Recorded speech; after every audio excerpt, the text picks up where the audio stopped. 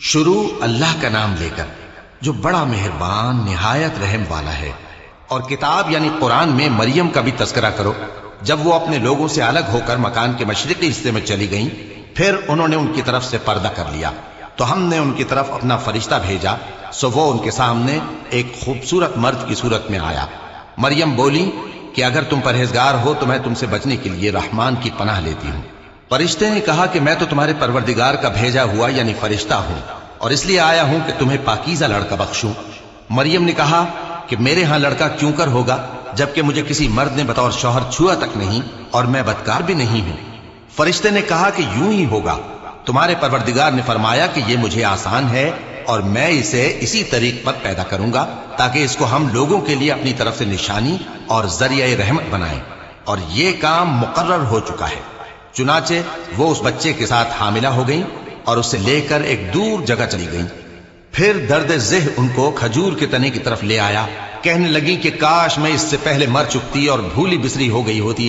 تب ان کے ٹیلے کے نیچے کی جانب سے فرشتے نے ان کو آواز دی کہ غمناک نہ ہو، تمہارے پروردگار نے تمہارے نیچے ایک چشمہ پیدا کر دیا ہے، اور کھجور کے تنے کو پکڑ کر اپنی طرف ہلاؤ، وہ تم پر تازہ عمدہ کھجوریں گرائے گا، تو کھاؤ اور پیو اور آنکھیں ٹھنڈی کرو۔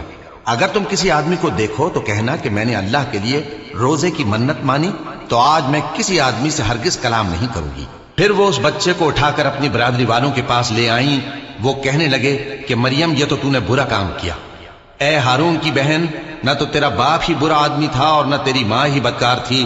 تو مریم نے اس بچے کی طرف اشارہ کیا۔ وہ بولے کہ ہم اس سے کہ گود کا بچہ ہے کیسے بات کریں؟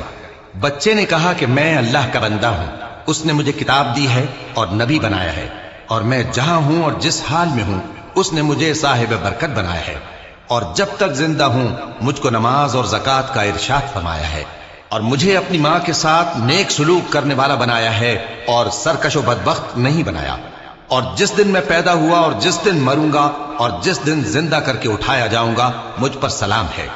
یہ مریم کے بیٹے عیسیٰ ہیں، اور یہ سچی بات ہے جس میں لوگ شک کرتے ہیں۔ اللہ کو شایع نہیں کہ کسی کو بیٹا بنائے، وہ پاک ہے، جب کسی چیز کا ارادہ کرتا ہے تو اس کو یہی کہتا ہے کہ ہو جا، تو وہ ہو جاتی ہے۔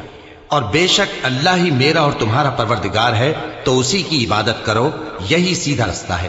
پھر اہل کتاب کے فرقوں نے باہم اختلاف کیا، سو جو لوگ کافر ہوئے ہیں ان کو بڑے دن یعنی قیامت کے روز حاضر ہونے سے خرابی